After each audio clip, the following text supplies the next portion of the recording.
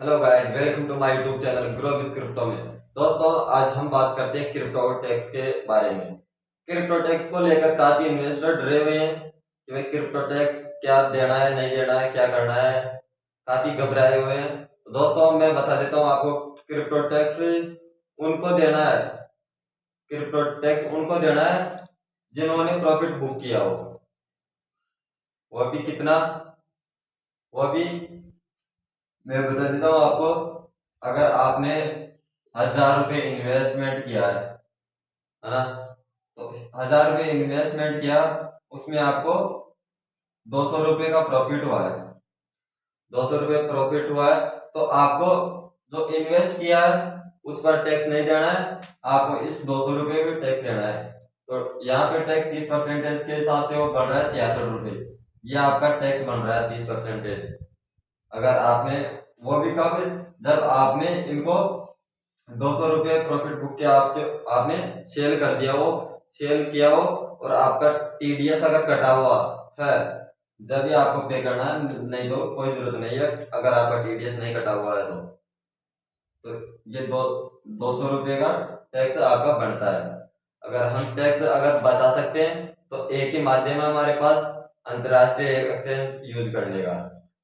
क्यों? क्योंकि उसमें ना तो केवाईसी होती है, ना आधार कार्ड, पैन कार्ड, कुछ भी नहीं लगता है।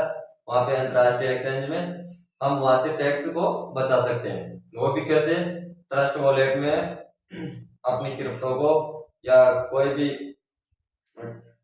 INR, USD वगैरह, कुछ भी डॉलर वगैरह, कुछ भी वहां से ट्रांसफर करके अब हम अपने फ्रेंड को, जो भी है कोई जानकार, वहां ट्रांसफर कर, उसको अगर जरूरत है, मान लीजिए मेरे को बेचना है ना, और किसी मेरे दोस्त को अगर यूएसडीटी चाहिए, तो मैं मेरे वॉलेट से उसके वॉलेट में यूएसडीटी भेज दूंगा और मेरा वो अमाउंट पे कर देगा जो भी मेरा बन रहा है। तो ऐसे हम टैक्स से बच सकते हैं। और तो कोई दूसरा हल हल है नहीं, क्योंकि टैक्स तो अगर नियम रूल्स आ गए तो पे तो करना पड़ेगा। अगर पकड़े पकड़े गए तो आपको पता ही है, कानूनी कार्रवाई हो सकती है। तो दोस्तों, मेरा तो यही कहना है, अगर आप अंतर्राष्ट्रीय एक्सचेंज यूज करते हो तो सावधानी से करो, क्योंकि यह भी कभी ना कभी लपेटे में आ सकता है।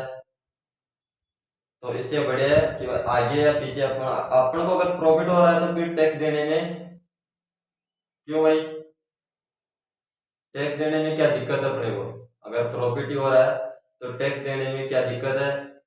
और दूसरी बात मैं बता देता हूँ, अगर हमने, मान लीजिए इंडियन एक्सचेंज, कोई सा भी एक्सचेंज, अगर हमने जहाँ 1,000 रुपये इन्वेस्टमेंट किया, 1 साल के बाद में भी 900 रुपये उसके बन गए, तो यहाँ माइनस हो गए ना। 100 रुपये अपन माइनस हो गए, 100 रुपये का नुकसान हो गया। तो 900 रुपये अगर हमने सेल कर दिया तो ये तो प्रॉफिट तो हुआ नहीं, लॉस है।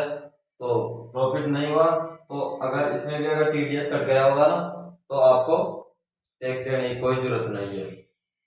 अपने को केवल प्रॉफिट के ऊपर टैक्स देना है। तो दोस्तों, मेरा आपसे यही कहना है कि अगर प्रॉफिट, अगर मोटा प्रॉफिट हो रहा हो आपको, तो टैक्स देना पड़ेगा।